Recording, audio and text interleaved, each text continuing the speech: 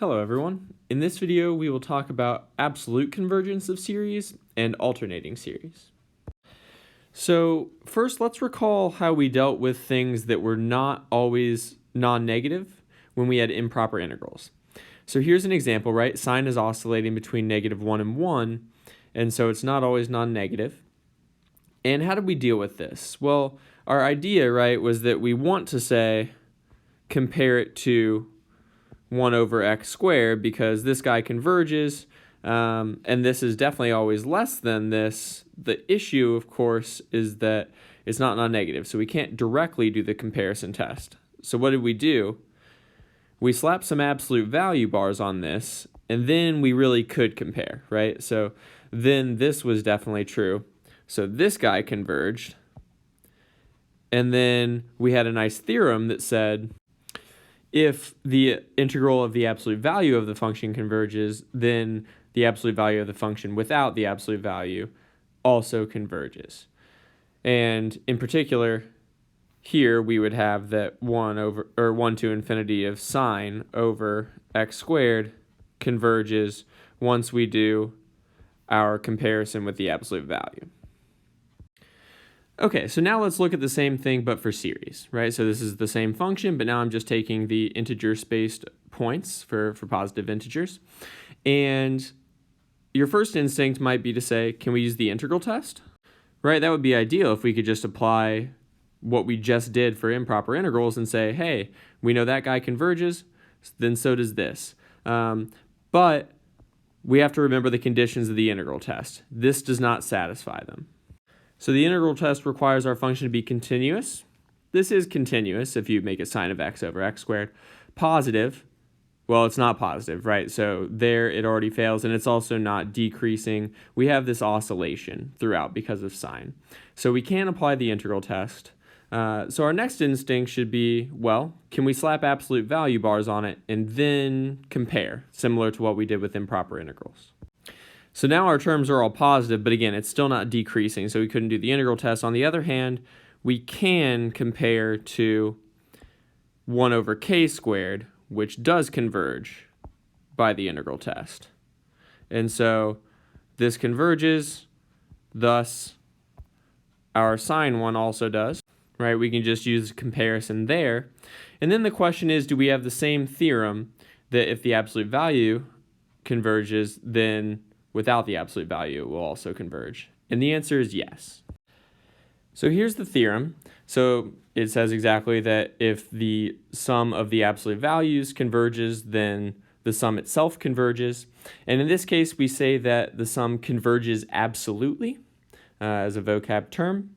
And specifically, and this is kind of the reason why this theorem is true, we have this bound here, right? So on the right-hand side, you want to think like total distance, right? So forward and backwards, they both count as going forwards because we have absolute values there. And so this is like your total distance. And then this is the absolute value of your net distance, right? Or your absolute value of displacement. And basically, you can have some cancellation between going forward and going backwards. And so maybe you went forward in the end, but not as far as if you counted everything positive. So like that's why we actually get this bound here, and we get convergence if the absolute value one converges. So for your first exercise, I would like you to show that this series converges absolutely. So what if I replace that k to the fifth in the exercise with just k? So here, if I take the absolute value, right, then I'm just going to get the harmonic series, right? And this guy diverges. But notice that that absolute convergence theorem did not say anything about when it diverges, right? It wasn't an if and only if statement. So the fact that the harmonic series diverges doesn't necessarily tell us that the series, when we have alternating signs, is going to diverge. So we actually have to do more work. And in general, this is called an alternating series. So if we look at the partial sums of this series, which I have on the y-axis here, right? We start at 1, then we go to 1/2. Then we go up to 0.83 or 5/6. Then we go down to like 0.58. Then up to like 0.78, down to 0.61. Up to, just about 0.75. And you go back down if we keep going. And what you can kind of see here, right, is that, the limit of the partial sum seems to be going somewhere around here. And so we imagine that this is going to converge, right? So let's see a theorem that will actually tell us that this is true. So this is the theorem. So it's called the alternating series test. And basically above this red line here is the definition of an alternating series. So it's a series where you're switching sign every time, right? You have this -1 to the k plus 1 here.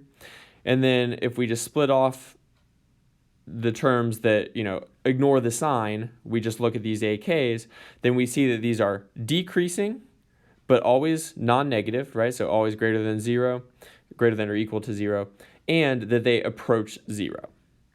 And so if those two things are satisfied, then the series will converge. And basically the picture, or the reason why this is true, is what we just saw for AK equals 1 over K. Right, so for 1 over K, the one we were just looking at, well, 1 over K is clearly decreasing. It's always at least 0, and the limit is 0. So we know that the series is going to converge. Right, so by the alternating series test, we would say that this series converges, but we can say more than that. We would say that it converges conditionally, right? So we had converges absolutely if the absolute value of the series of the absolute values converges as well. In this case, though, right, we know that the series of just 1 over K, which would be the absolute value, diverges. And so the fact that the absolute values would diverge, but when we make it alternate, it converges, that is what we mean to be conditional convergence. Right, so I'll just make that explicit here. So again, if the sum of the absolute values diverges, but the sum itself converges, we say it converges conditionally. All right, so let's first look at this one. So we see this alternating sign, and is this an alternating series though? So it is getting bigger on the bottom, right? So our AK is K over 2K plus 1. The bottom gets bigger faster, so it is decreasing. It's always non-negative. But what's the limit of these AKs? Well, it's going to be 1/2, right? Because we have K over 2K essentially. And that's not equal to 0. So this is actually not an alternating series. And in fact, since this is 1/2, if we have the -1 to the K, this would in general approach plus or minus 1/2, it would be bouncing between. And so the limit would not exist, and specifically does not exist is definitely not equal to 0. So this diverges by the divergence test. So I just wanted to see one where it doesn't always just work out how we want. We should still be cognizant of checking that the hypotheses are satisfied, right? And always thinking like divergence test is an easy thing to check first. So let's change this ever so slightly to make it an example where maybe we can use it. So all I did here was make the 2K plus 1 2K squared plus 1. And so in this case, right, our AK is K over 2K squared plus 1. Now this is definitely going to go to 0 as K goes to infinity. It's still positive and it's still decreasing. And again, you don't necessarily have to use the derivative here. You can really just cite that, hey, we've got a 2K squared in the bottom. That's going to get bigger faster than K up top. So bigger denominator means I'm getting smaller. And so this is an alternating series, and so our alternating series test immediately implies that this converges. So if we look at the absolute value here, right, this is just going to be the sum of K over K squared plus 1. And so what can we say here?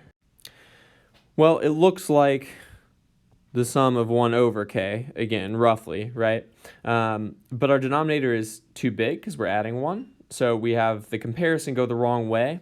So you have a couple of options. You could use either the integral test, right? This is an easy u sub with K squared plus 1 is u. Or you could still use comparison. You just wouldn't be able to compare to 1 over K. You would use comparison to, say, 1 over 2K. Instead. But either way, this guy diverges. And so we know that the alternating series here converges conditionally because this with absolute values diverges. And so for your second exercise, I want you to look at this series. So you should probably determine, is it alternating? And does this diverge, converge conditionally, or converge absolutely? So you'll want to look at the absolute value as well if you think it does converge. All right, thank you for watching.